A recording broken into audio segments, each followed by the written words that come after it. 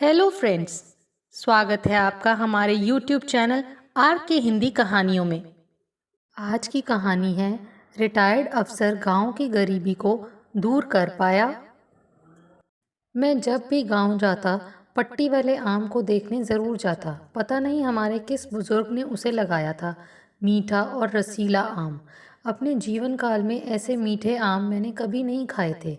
पूरे गांव के आम खत्म हो जाते थे, पर हमारे इस पेड़ के आम जल्दी खत्म नहीं होते थे।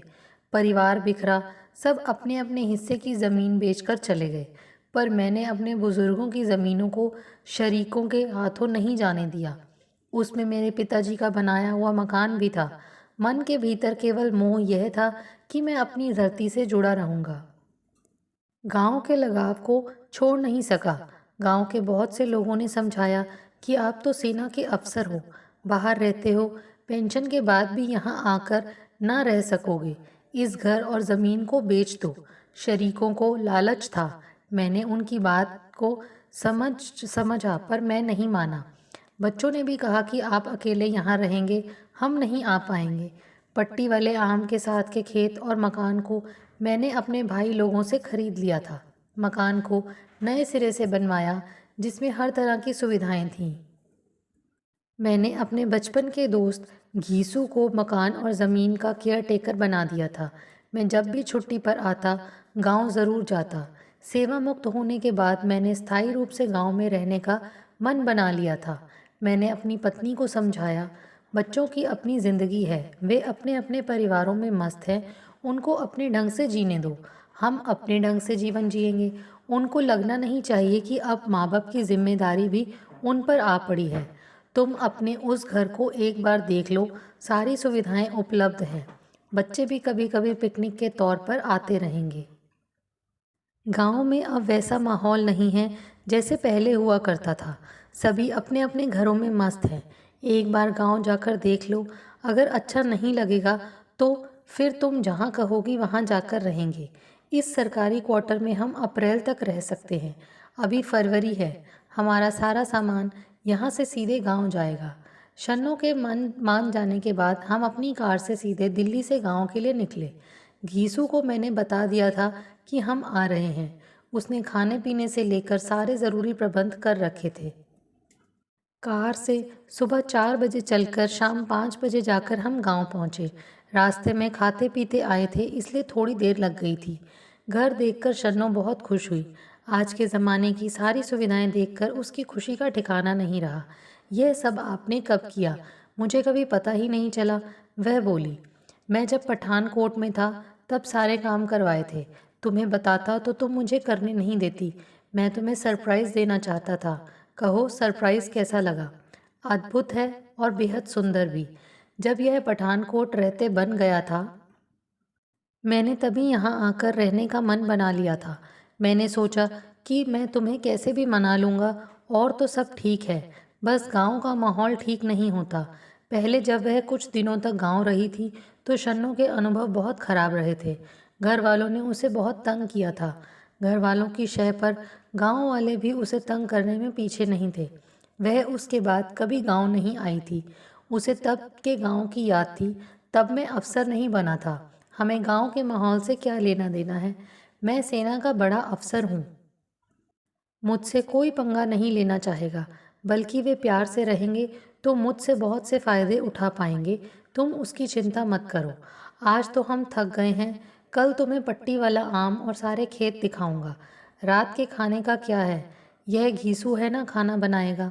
यह खाना बहुत अच्छा बनाता है। किचन में जाकर देखो, सारे प्रबंध हैं।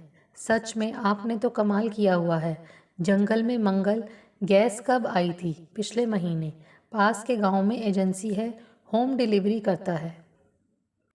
उसने मेरे आई कार्ड की फ़ोटोकॉपी मांगी और गैस बुक कर दी। पिछले महीने फ़ोन आया था कि गैस आ गई है, पैसे जमा करके गैस ले लें। मैंने घीसू को पैसे भेज दिए और उसने सिलेंडर लेकर रख लिए।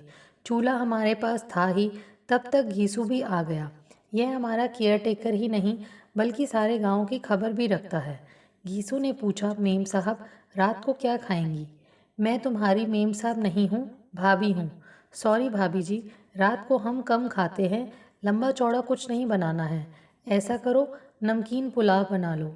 क्यों जी, ठीक रहेगा? बिल्कुल ठीक रहेगा। दिल्ली से सामान का ट्रक भी आने वाला होगा। आ भी जाएगा तो सुबह अनलोड हो जाएगा। नहीं, अनलोड हमें अभी करवाना पड़ेगा। सेट चाहे सुबह करेंगे। ये लोग रात को ही ज़्यादा ड्यूटी करते हैं। मैंने ट्रक वाले से कहा था कि कुछ मजदूर अपने साथ ले आएं अनलोड के लिए। देखो लाता है या नहीं। रात को खाना खाते खाते 10 बज गए थे, तभी ट्रक आ गया। ड्राइवर अपने साथ 4 मजदूर भी लाया था। आधे घंटे में उन्होंने अनलोड कर दिया। सुबह घीसू 4 आदमी और ले आया और शन्नो उनके साथ सामान सेट करवाने लगी। मैं खेतों की ओर निकल गया। पट्टी वाले आम को जाकर देखा, खूब निकले थे। पहले 1 साल छोड़कर आम लगते थे। मैं पिछले 2 सालों से जड़ों को खोद कर खाद डलवा रहा था। उसका नतीजा यह निकला कि पिछले साल की तरह इस बार भी अमिया टिकोरा खूब निकले थे। आम का यह पेड़ हमारे बुजुर्गों की धरोहर है।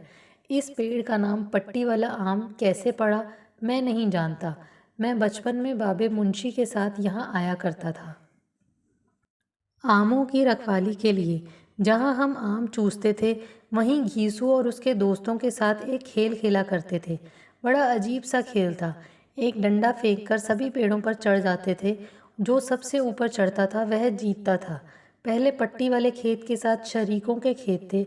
वे सारे खेत अपनी ज़रूरतों को पूरी करने के लिए मेरे आगे बेच गए थे। किसी को विदेश जाना था, किसी को शहर जाकर बसना था। कोई गांव रहना ही नहीं चाहता था। सारी ज़मीन मिलाकर कोई 10 किले का बड़ा खेत बन गया था। गांव में चौधरी बिशन के खेत को छोड़कर चकबंदी के बाद उसके 40 किले के खेत एक ही जगह थे। उसके बाद यह पट्टी वाले आम का खेत इतना बड़ा था। धान काटकर गेहूं की फसल बोई गई थी। वहीं इस बड़े खेत को पानी देने के लिए सरकार को नलकूप लगाने की अर्जी दी गई। मंजूरी भी मिल गई थी। एक कंपनी से इसे लगाने की बात चल रही है। आशा है इसी महीने नलकूप भी लग जाएगा। पानी लगाने के लिए पास में ही छोटी नहर बहती है। उसमें कभी पानी आता है, कभी नहीं आता। बड़ी मारामारी रहती है, इसलिए अपना नलकूप लगाना बेहतर समझा। लंच का समय। घर आया तो शन्नू पूरा सामान सेट कर चुकी थी। मैंने पूछा क्या बनाया है। दाल मानी और चावल, आपकी फेवरेट। वाह, मज़ा आएगा। मानी वास्तव में महानी का अपभ्रंश शब्द है। यह इमली को भिगोकर बनाई जाती है। कच्चे आम की महानी भी बनाया जाता है। बहुत स्वादिष्ट डिश है। एक बार जो खा लेता है वह बार बार खाना चाहता है। और घीसू, गांव के क्या हाल चाल है? लंच करते हुए मैंने उससे पूछा। गांव का हाल कुछ अच्छा नहीं है। भाभी मित्री थी ना, उसकी मौत पिछले साल हो गई थी। उसके अकेले बेटे की मौत भी 2 महीने पहले हो गई। उसकी इकलौती बेटी चंपा बेसहारा हो गई थी। उसके चाचे भाई थूडू ने गांव मदीनपुर में उससे दोगुनी उम्र के दुआजू, ऐसा आदमी जिसकी पहली बीवी मर गई हो, बच्चों को संभालने के लिए वह दूसरी शादी कर ले, के साथ शादी कर दी। अरे हाँ, पिछले महीने आई थी वह। तब मैंने पूछा था चंपा कैसी हो। कहने लगी वैसे तो सब ठीक है, खाने पीने की कोई कमी नहीं है, बस उसकी पहली पत्नी के 2 बच्चे संभालने पड़ते हैं।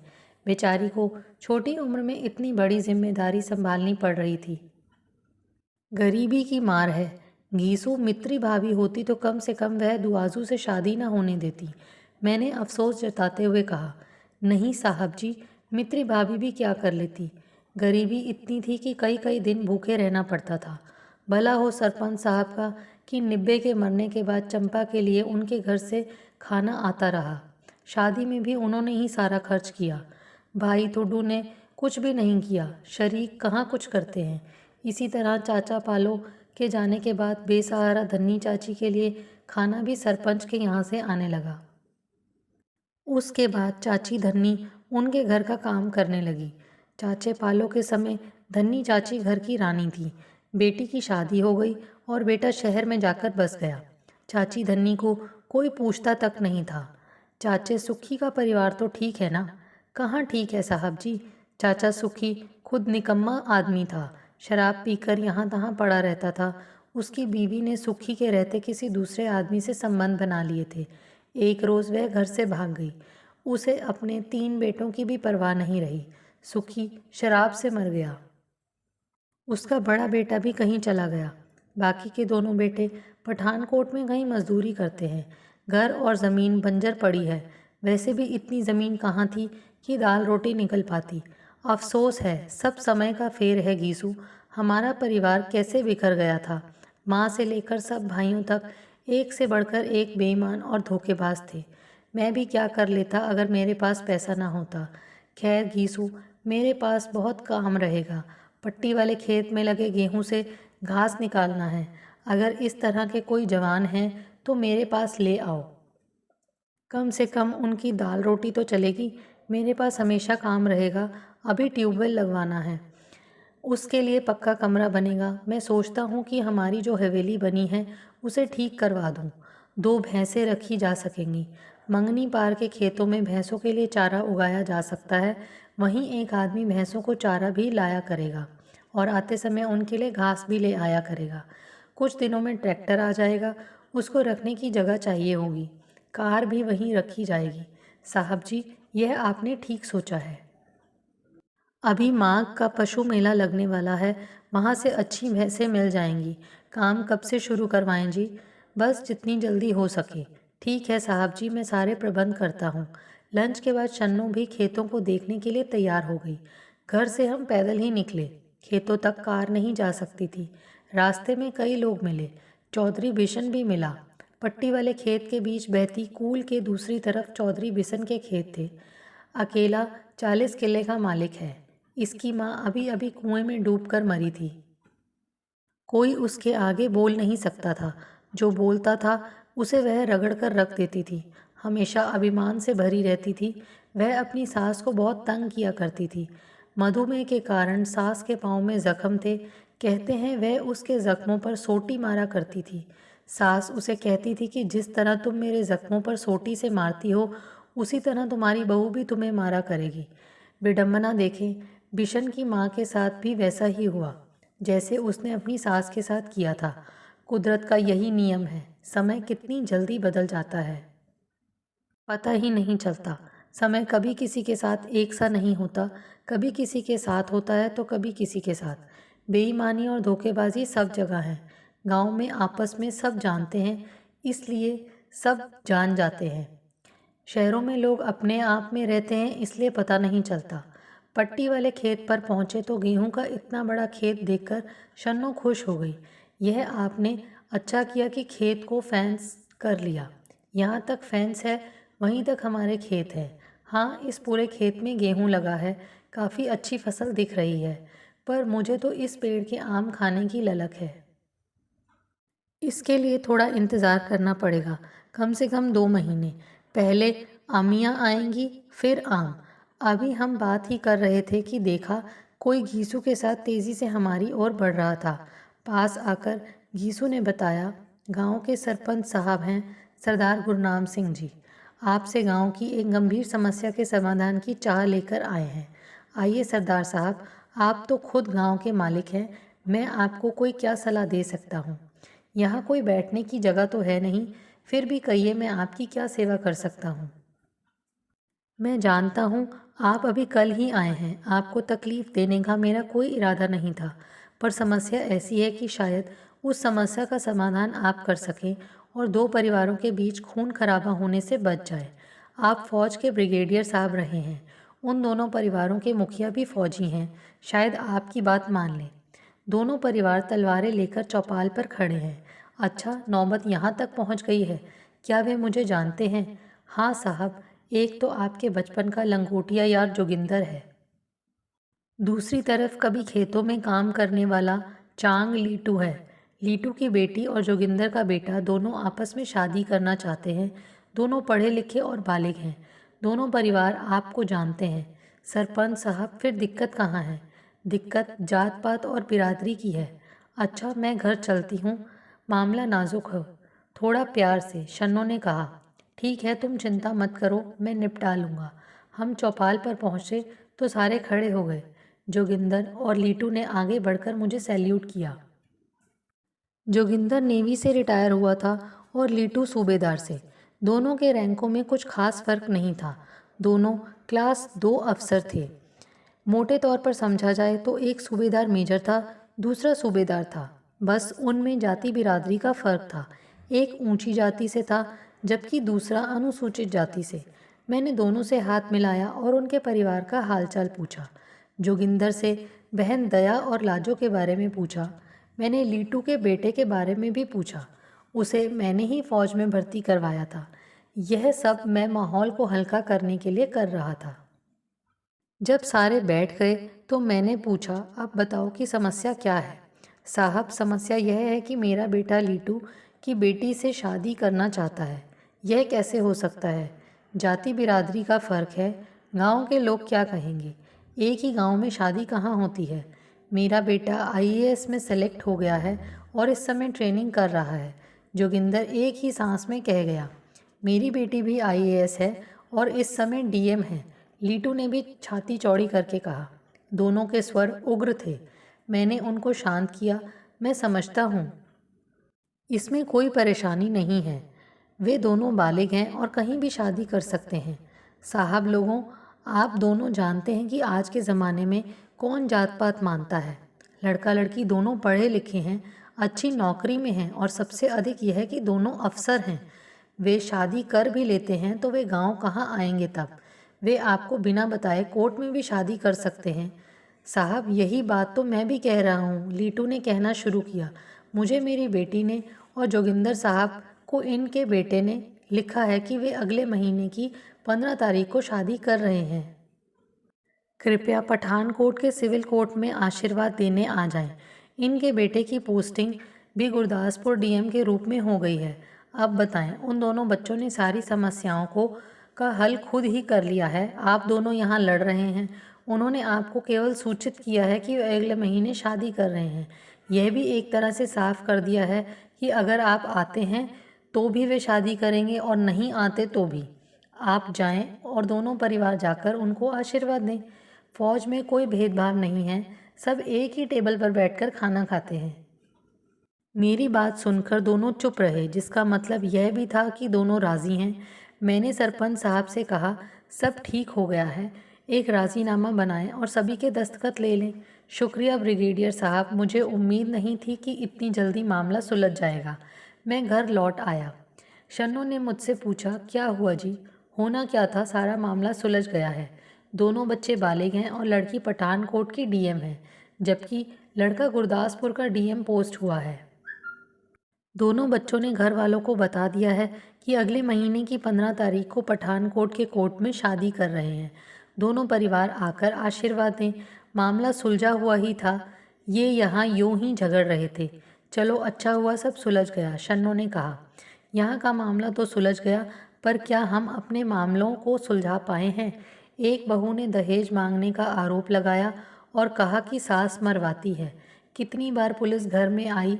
मैं फौज का बड़ा अफसर था, पुलिस मुझे हाथ भी नहीं लगा सकती थी। अगर कोई आम आदमी होता तो पुलिस बिना पूछे अंदर डाल देती। घर देखकर पुलिस ने बहू से कहा था कि यहाँ तो बाहर का कुछ भी रखने की जगह नहीं है, तो आपसे दहेज कहाँ से मांगना था। दूसरा आरोप है मरवाने वाले की बात की, तो चलो हम तुम्हारा मेडिकल करवाते हैं। अगर आपके शरीर पर मारपीट के कोई निशान निकले तो हम इनके विरुद्ध केस बनाएंगे। अगर कुछ नहीं निकला तो केस आपके और आपके मायके वालों के विरुद्ध बनाएंगे। बहू डर गई थी और केस रफा दफा हो गया था। कई ऐसे ही मामलों में लोग जेल की हवा खाकर आए हैं या अब भी जेल में हैं। वे गरीब लोग होते हैं, उनके पास केस लड़ने के लिए पैसे भी नहीं होते। समस्या यह नहीं है कि लड़के वाले दहेज मांगते हैं या इसके लिए मारा पीटा जाता है, बल्कि समस्या यह है कि वे अपने साथ किसी को रखना नहीं चाहते हैं। बूढ़े माँ बाप को तो बिल्कुल भी नहीं। बेटे भी अपनी पत्नी की बात मानते हैं। क्या बच्चे अपने बूढ़े माँ बाप को कुएं में धकेल दें, विशेषकर उनको जिनके पास आमदनी का कोई साधन नहीं है और अपने बच्चों पर आश्रित हैं? इन प्रश्नों के उत्तर मेरे पास नहीं थे। दूसरी बहू अपनी माँ के प्रभाव में थी, जो अनायास ही बेटी के ससुराल में दखल देने की आदी थी। इसके लिए गलती छोटी बहू की थी, जो अपने ससुराल की हर बात को या समस्या को हमें बताने के बजाय अपनी माँ को बताती थी और वह बिना स्थिति को जाने अपनी सलाह देती और बहू उसी के अनुसार करती थी। हमारे बीच इन्हीं बातों को लेकर विरोध था। मज़े की बात यह थी कि वही माँ अपनी बहू के मायके वालों का दखल बर्दाश्त नहीं कर सकती थी। जब मैंने यह प्रश्न किया था तो उनके पास इसका कोई उत्तर नहीं था। मानता हूँ कि शादी के बाद मायके वालों को बेटी के सुख दुख की चिंता होती है। उनको आकर देखने का अधिकार है। अगर सब ठीक है तो किसी प्रकार का दखल नहीं देना चाहिए। यह तभी हो सकता है अगर बेटी बहू इन सब को लेकर समझदार हों। तो अभी हम शाम की चाय पीकर हटे ही थे कि कंपनी से नलकूप लगाने वाले आ गए। मैंने उनको लेकर पट्टी वाले आम के खेत पर आ गया। बोरिंग और इंजन उन्हीं को लगाना था। जो जगह नलकूप के लिए मैंने चुनी थी वही जगह उन्होंने भी चुनी। 2 दिनों में उन्होंने अपना काम खत्म कर दिया था। साफ सुथरा पानी निकला था। आगे का काम हमारा था कि कैसे वहाँ कमरा बनाकर नलकूप को सुरक्षित करना है, बिजली का कनेक्शन लेना है और खेतों तक पानी पहुँचाने के लिए नालियाँ बनानी है। इंजन को चलाने के लिए तब तक डीजल से काम चलेगा। कल से नलकूप पर कमरे के लिए काम शुरू हो गया था। 2 दिनों में कमरे की दीवारें बन गई थीं। लेंटर पड़ने के लिए 2 दिन लगने थे। तब तक दीवारों की तराई करनी थी। तराई के लिए एक मजदूर छोड़कर बाकी मिस्त्री और मजदूरों को मैंने हवेली सही कराने में लगा दिया। कमरा और हवेली बनने में लगभग 15 दिन लग गए। सारे प्रबंध करने में 3 महीने लग गए। धीरे धीरे जीवन हर तरह से व्यवस्थित होने लगा। मैं आधुनिक खेती करने लगा तो वहीं गांव भी तरक्की करने लगा। गांव के बहुत से लड़के जो बाहर मजदूरी करने जाते थे वे मेरे पास काम करने लगे। गांव में जहां केवल प्राइमरी स्कूल था, लिखा पढ़ी करके पंचायत की बंजर ज़मीन पर सरकारी कॉलेज बनवा दिया गया। आसपास के गांव के लड़के लड़कियों को पढ़ने के लिए पठानकोट, दीनानगर या गुरदासपुर जाना पड़ता था। वे गांव में ही पढ़ने लगे। विशेषकर लड़कियां मैट्रिक के बाद आगे की पढ़ाई ही नहीं कर पाती थीं। एक तो गरीबी, दूसरे सुरक्षा कारणों से उनके अभिभावक उन्हें बाहर भेजना नहीं चाहते थे। वे गांव में ही पढ़ने लगीं। गांव की तरक्की देखकर मन प्रफुल्लित हो जाता। इस तरक्की में मेरा भी हाथ था। भविष्य में इस गांव की लड़कियां बड़ी बड़ी अफसर बनीं। न केवल इस गांव की बल्कि आसपास के गांव के छात्र अपने अपने गांव का नाम रोशन करने लगे। जो गांव से शहर की ओर पलायन कर रहे थे वे रुक गए, अपनी खेती बाड़ी और घरों को संभालने लगे। मेरा मन यह सब देख सुनकर खूब आनंदित होता रहा। आपको हमारी ये कहानी कैसी लगी? प्लीज़ कमेंट करके ज़रूर बताइए। अगर आप इस चैनल पर नए हैं तो इसे सब्सक्राइब करें और शेयर करें। Thank you.